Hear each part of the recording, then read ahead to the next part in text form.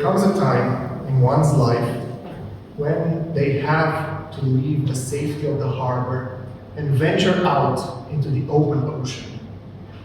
I still remember the day when I did that. I was young, I only had my ship, my enthusiasm, and a map. That map was the map towards a treasure island. Unfortunately, quickly after I left the harbor, I was beset by storms. One storm, two storms, then countless more storms before I arrived at the island. I discovered quickly that my ship was not made to handle those waters. But of course, my ship was damaged, but never sunk. I arrived at the destination, I opened the chest, and the treasure was not what I really wanted. Of course, for some other sailors, it was perfect. It was the promised land. But for me, it was not a treasure. I realized that I had to correct the course. So what I did was I grabbed my helm and I tried to correct the course. Unfortunately, the ship was not listening to me. Well, it was still operational, right? I had a sail, the wind was blowing in my sail, but I could not correct the course. I was at the mercy of the waves. Until I met a fellow sailor. He was a bit more experienced than me. He approached me and in a very friendly manner told me, well, it seems that your ship may not be suited for this particular task, but why would you come to my archipelago where the waters are a bit different, the waves are nicer, and there I think you will find that they are better for you. Well, I listened to him, I followed, and when I arrived at the archipelago, of course, I loved the smell of the water. I loved the way in which the waves were breaking upon my hull. Still, I could not correct the course. I could not steer the ship. And then that same man came to me and said, well, let me help you. This ship is very good for sailing here, but have you noticed that you do not have a mast? Of course, my mind was blown, because of course, the wind was blowing in my direction. Well, it was blowing from behind my direction, of course.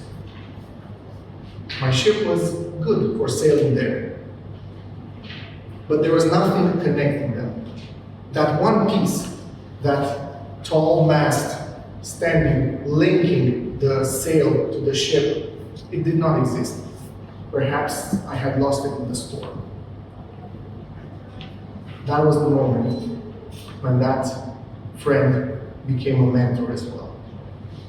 Unfortunately, at this moment, the metaphor breaks down. Allow me to break the fourth wall. Allow me to speak a bit about my time being a protege. Because you see, a mentor is a friend. He is the one breaking down your walls, the one allowing you to step outside and look at you in a different light, in a different perspective, if you will. That is what my mentor did for me. He opened my ways, he showed me better waters, he showed me an archipelago full of islands, full of treasure that I could readily explore, that I had a ship capable of sailing there. I said that the metaphor is broken down, and I mean it because flexibility is what I learned. Because my mentor was never someone like me. Because after I was shipwrecked on that initial island, I was desperate. I was discouraged. I thought that I would never, ever be able to correct my course. I do not think that there was a way in which to approach a different treasure island. Because my enthusiasm was gone, my ship was damaged, and my map was useless. You see, that is what a mentor does. He's the one that comes from outside, takes a look at you and says, don't you think that you're missing a piece? Don't you think that, well, while you have all the right ingredients, a ship, the good waters, a sail, good winds, you may still be missing something to tie them all together, something to form a great, great ship used for a great journey. So, what is a mentor? A friend? Someone to teach you. Most importantly, he's someone who in your darkest hour is there to show you that the sun is shining behind all of those storm clouds. And that's it. Thank you very much.